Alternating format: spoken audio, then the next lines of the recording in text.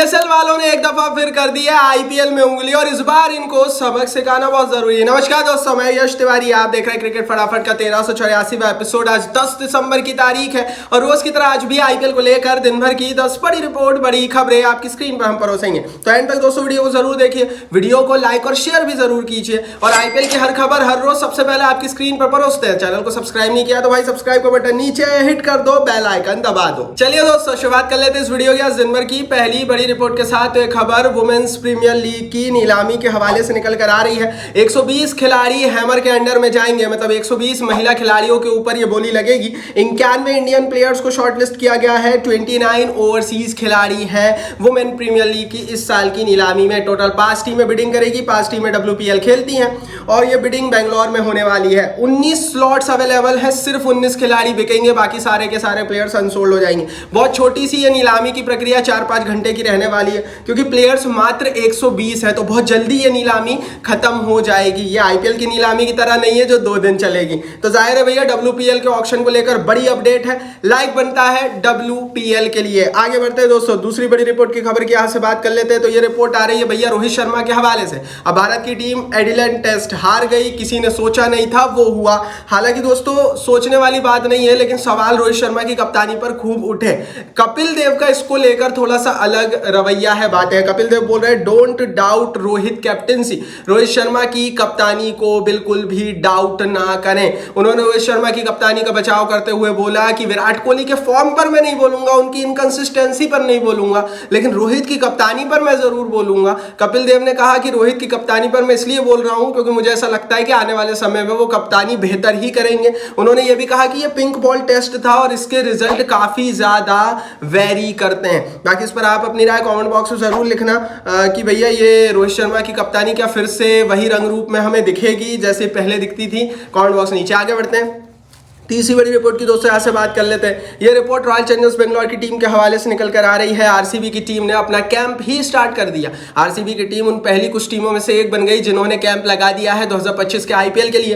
Players practice करने के लिए आ गए हैं। पाटीदार पंड्या और भुवनेश्वर कुमार, हार्दिक पंड्या नहीं, कृणाल पंड्या, भुवनेश्वर कुमार, ये लोग प्लेयर्स दोस्तों जो इस समय अवेलेबल है इंडिया में, ये इस प्रैक्टिस कैंप का हिस्सा बने हैं और आरसीबी की जर्सी में नजर आए हैं। आज की डेट में अगर हम रॉयल चैलेंजर्स बेंगलोर की टीम की बात करें तो आरसीबी की टीम के पास एक इंडियन कोर बनता हुआ दिख रहा है जिसमें हमें विराट कोहली, पाटीदार, भुवनेश्वर कुमार, यश दयाल और कृणाल पंड्या का एक अच्छा खासा रोल देखने को मिलेगा। तो आरसीबी का कैंप लग चुका है। विराट कोहली अभी इस कैंप का हिस्सा नहीं है क्योंकि जाहिर है विराट कोहली इस समय ऑस्ट्रेलिया में है और वहां पर भारत की टीम का प्रतिनिधित्व कर रहे हैं ऑस्ट्रेलिया के खिलाफ चल रही टेस्ट सीरीज में। तो ये है भैया आरसीबी के कैंप की डिटेल। आगे बढ़ते हैं, अब देखते हैं आगे कौन कौन सी टीम का और कैंप लगता है। चौथी बड़ी रिपोर्ट की और बात कर लेते हैं। तो ये खबर दोस्तों निकल कर आ रही है वेंकटेश अय्यर के हवाले से। लगभग 23 करोड़ रुपए में वेंकटेश अय्यर 2025 के लिए केकेआर की टीम में गए हैं। बहुत शॉकिंग था क्योंकि आप अपने कप्तान श्रेयस अय्यर को रिटेन नहीं करते हो और वेंकटेश अय्यर को 23 करोड़ रुपए दे देते हो। अगर इसका उल्टा होता तो आज की डेट में केकेआर के पास 23 करोड़ रुपए में श्रेयस अय्यर के रूप में कप्तान तो होता, जो आज की डेट में नहीं है। लेकिन इस पूरे पैसे को लेकर वेंकटेश अय्यर की राय कुछ अलग है। उन्होंने कहा it doesn't matter if you are a 20 lakh और 20 करोड़ प्लेयर्स। एक बार आईपीएल अगर शुरू हो जाता है तो ये मैटर नहीं करता है कि आप 20 लाख के खिलाड़ी हो या 20 करोड़ के खिलाड़ी हो।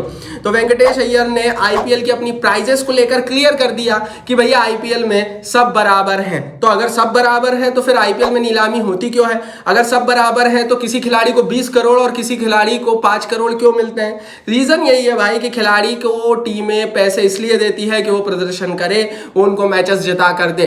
और वेंकटेश अय्यर को ये चीज समझनी पड़ेगी भाई कि अब उनको 23 करोड़ मिले हैं तो केकेआर का मैनेजमेंट उनके ऊपर काफी चाबुके चलाने वाला है और कई सारी टीमों का मैनेजमेंट पहले भी कई खिलाड़ियों के साथ ऐसा कर चुका है।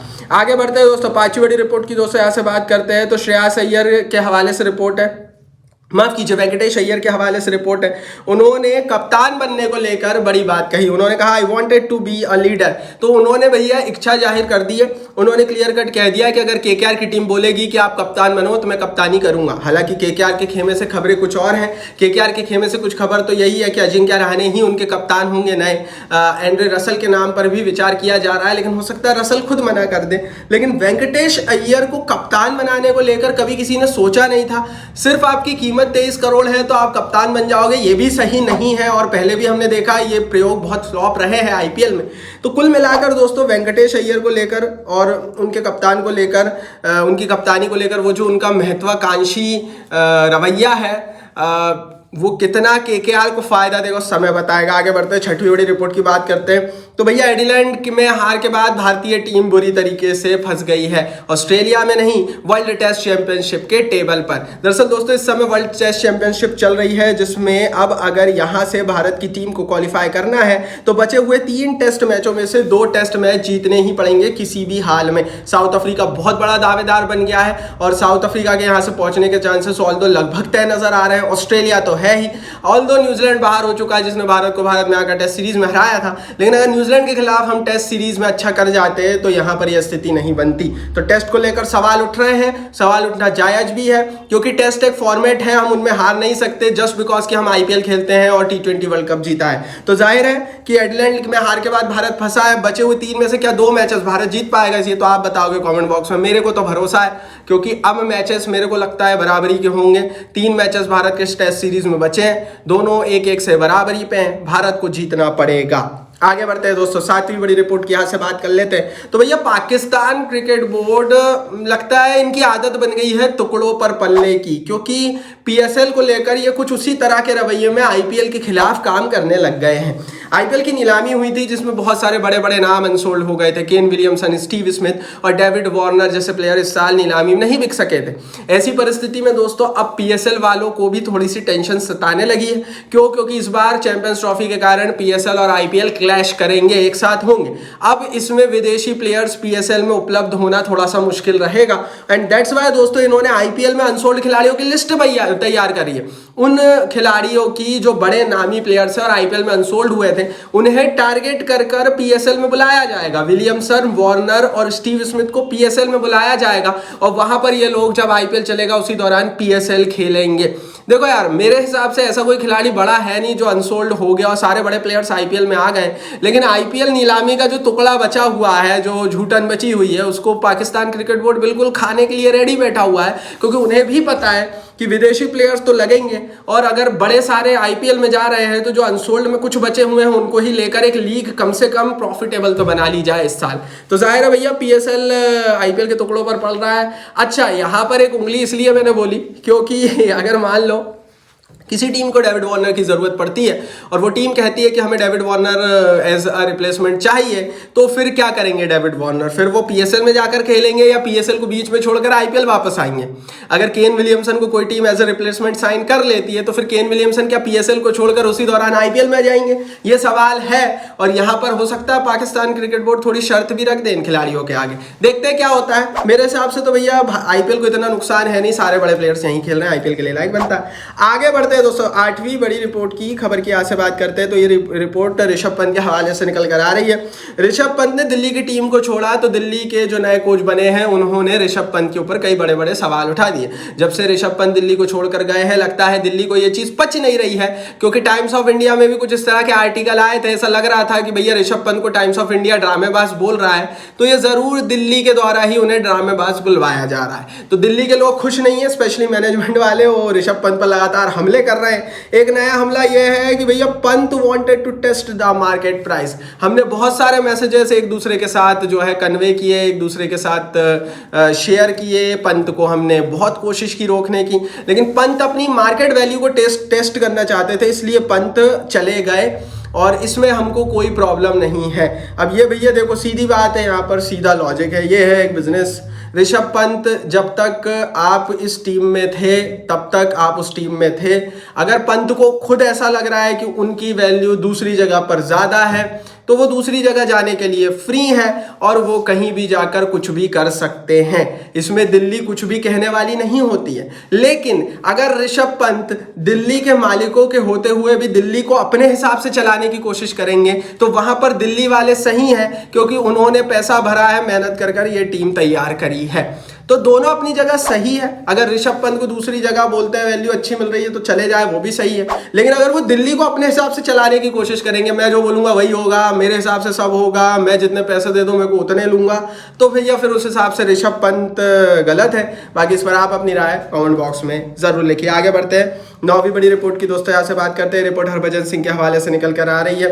हरभजन सिंह ने महेंद्र सिंह धोनी के ऊपर एक डायरेक्ट अटैक किया। उनसे पूछा गया धोनी के बारे में, कहा जाता है वो किसी का फोन नहीं उठाते, प्लेयर्स उनको फोन लगाते उठाते नहीं है। तो भज्जी बोलते हैं जो कॉल नहीं उठाता मैं उसको फोन कभी नहीं लगाता। मतलब भज्जी ने क्लियर कह दिया मैं तो धोनी को फोन भी नहीं लगाता हूं भाई, क्योंकि वो किसी का फोन उठाते नहीं है। धोनी को लेकर ये बातें लगातार इंटरनेट पर है कि जब से क्रिकेट से दूर हुए हैं वो प्लेयर्स से भी दूर है और अपना अब बचा हुआ समय, एक रिटायरमेंट लाइफ, एक आरामदायक जीवन वो रांची में बिताते हैं विदाउट एनी टेंशंस। इस बीच प्लेयर्स के फोन वो नहीं उठाते।